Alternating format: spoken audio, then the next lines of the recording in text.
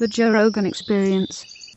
And our fears that you were just discussing earlier about how soft we are in comparison to past civilizations in terms of like our ability to live off the land, that's one aspect that bothers me. But one of the big ones that bothers me is the fact that everything is digital. All of our information is stored on hard drives. You bet. And if that goes down, there's not much left. You have paper books and you know, a few thousands of years. Imagine what would be left. Yeah, we would lose all of our advancement. Well, I can speak to this at a personal level. There was a time when I was an excellent map reader. I could navigate anywhere with maps. You know, my wife Santha and I did huge journeys in Mexico back in the early 1990s in really cheap hire cars with maps, and we found our way everywhere without any problem. Today, I can hardly use a map. The skill of using a map has lapsed within me. Why? Because of GPS. GPS technology has come along, and it always tells me where I am. And being a bit lazy, I just accept that technology. But then I had cause to ask myself this just the other day. Supposing all those satellites go down and there's no GPS, is the whole industrialized human race is going to suddenly be lost? All those Uber drivers who don't know their way from A to B and who rely entirely on their GPSs, they won't know where they're going. And it's true with digital data. The digital data, unlike print data, is very fragile and requires programs in order to access and interpret it that are much more complicated than simply cracking the code of a lost language. I mean, the programs vary between different phone platforms. Exactly. They vary in computer platforms. Yeah. It's so fragile, and it's so, I don't know if there's any precautions that have been taken place to preserve this information in case of, like what Robert Schoch described, coronal mass ejection or something crazy. Take down all the satellites. Yeah. No, I don't think preparation has been made, and and it's very clear that preparation is not being made for the risk of another cosmic impact. And again, a point that I'd like to make about this is that we are in a sense in a place where history can repeat itself, that there are certain cycles at work. The work on the comet impact 12,800 years ago has very clearly and specifically identified the debris trail of that comet. And that debris trail is the Taurid meteor stream. And it's called the Taurid meteor stream because it appears to emanate from the region of the sky in which the constellation of Taurus sits. It doesn't. It's within our solar system. It's an optical illusion. The Taurid meteor stream is a giant complex of debris. It is 30 million kilometers wide. What you had was an original comet that might have been 100 to 200 kilometers in diameter, a small moon, which fragmented and broke up into multiple parts. And those parts began to spread out along the whole orbit of the Taurid meteor stream and to widen. The whole thing widened, so it's like a giant tube of debris. And the evidence and the argument is that 12,800 years ago, several large bits of that debris fell out of the Taurid meteor stream and impacted with the Earth. The problem is that the Taurid meteor stream still exists, and our planet still passes through it twice a year. And those passages take place in June and in November, and each passage takes 12 and a half days. And the same group of scientists who are looking at the evidence for the impacts 12,800 years ago are deeply concerned that we may face future impacts from the Taurid meteor stream, that there are still large objects up there. This is not theory. This is a fact. There's a comet up there called Comet Encke, which is part of the Taurid meteor stream. It's a large fragment of the original giant comet. Comet Encke has a diameter of, 5 or 6 kilometers. There's 19 recognized huge objects within the Taurid meteor stream. Calculations indicate that there may be as much as 200 asteroids within the Taurid meteor stream of a diameter of a kilometer or more, which would have catastrophic effect if they hit the Earth. And responsible astronomers regard the Taurid meteor stream as the greatest collision hazard facing mankind at the present time. And it's not something that we need to fall into despair about, because it's perfectly within the level of our technology to do something about it. What could they do? Well, to give you an example, commercial interests are looking right now, and the technology is there to mine asteroids. We can go to asteroids if the commercial interest is high enough. We can go to them, we can mine them, we can extract minerals, we can bring them back to the Earth. The same technology would allow you to move asteroids or comet fragments. You don't want to blow them up with a nuke. That would be a really bad idea. That would turn one large object into multiple smaller objects, which could cause equally massive devastation and would be very difficult to predict where that devastation was going to fall.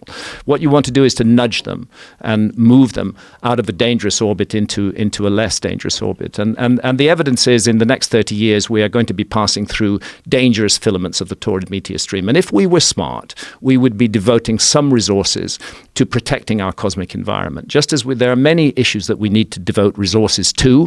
Unfortunately, the one that's most attractive to our politicians at the moment is warfare. We devote limitless resources to technologies of mass destruction. There really is no end to the amount that we're prepared to spend on that in terms of our so-called security. We feel somehow we're making ourselves more secure by having these incredible weapons and spending trillions of dollars on them.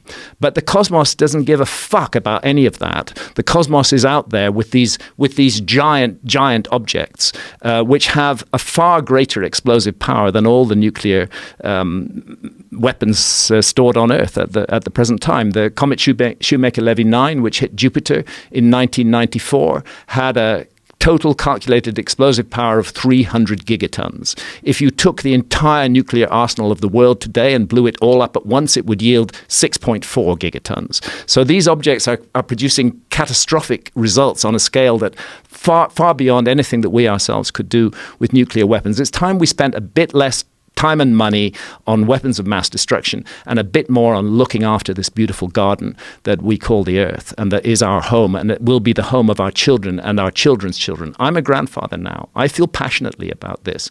We need to look after this planet. It's our responsibility as a human species to do so, and one of the challenges, it's not the only challenge, there are many other challenges. One of the challenges is to pay attention to our cosmic environment and to realize that the cosmos can intervene cataclysmically in the human story, and that the Taurid meteor stream in particular may have been a hidden hand in human history, that there may have been other impacts in the last 13,000 years that have affected and changed the course of humanity on this Earth. And the ancients were very good at paying attention to the sky. We ourselves have amazing tech to study the sky, but for some reason we're ignoring this problem of cosmic impacts. And that's incredibly irresponsible because, as I said a moment ago, it is a solvable problem. It is within the limits of our technology. It would require a global cooperative effort to sweep our cosmic environment clean, but it could be done. And a side product of that global cooperation might be a friendlier, more nurturing, more loving, more positive human community.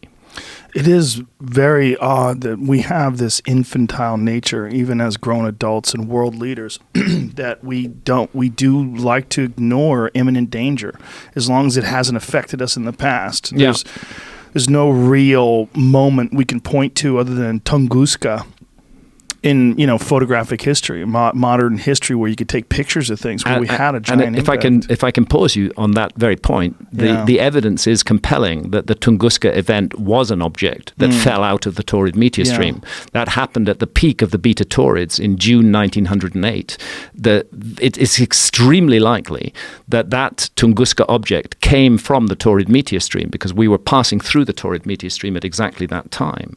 And what the Tunguska object is estimated to be between 60 and 190 meters in diameter. So it's not a very big object. It's not a kilometer scale object. It's big, but it's not that big. It doesn't even hit the Earth. It's an airburst. It explodes in the sky above, fortunately, an uninhabited area of Siberia. But the devastation is huge. It wasn't even noticed for some years afterwards until scientific teams went in and studied the area and discovered that 80 million trees across 2,000 square kilometers had been completely flattened by that airburst. And to put that in context, 2,000 square kilometers is the size of London. So anybody who knows London is aware that there's a ring road around London called the M25. If that airburst had taken place over central London, everything of London out as far as the M25 would have been gone completely. Is that what it looks like today? pretty close. It says like 100 years later, there's still no trees. Yeah.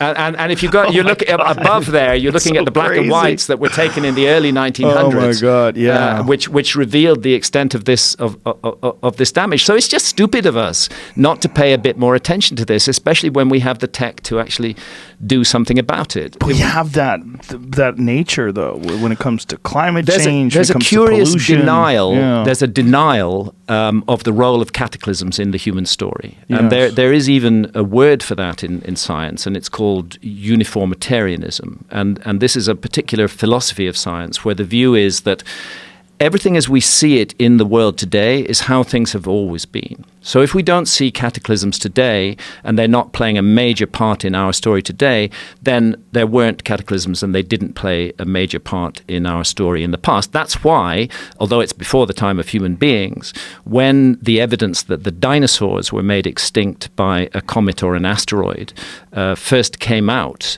Lewis and Walter Alvarez, the father-son team who were behind that science, were ridiculed by their colleagues. And they were told it's absolutely absurd. Of course, no cosmic event could have made the dinosaurs extinct. They spent 10 years taking that ridicule until they found the crater in the Gulf of Mexico. Since then, the whole scientific community has accepted that the course of life on this planet was radically changed by a cosmic impact. And, I like to joke about it, but it was a cosmic impact that was big enough literally to turn dinosaurs into chickens, because that's what's left of the dinosaur line is the birds. And at the same time, skulking in those primeval forests is this little mammal, and it looks a bit like a shrew 65 million years ago, going nowhere. The dinosaurs rule the earth. Then the cosmos intervenes. The dinosaurs are swept out of the way. And what happens? The mammals start to evolve very rapidly. And they start to occupy niches that were previously closed to them. And the bottom line is, we would not be here. The human species would not be here. We would not be having this conversation if the dinosaurs had not been made extinct 65 million years ago.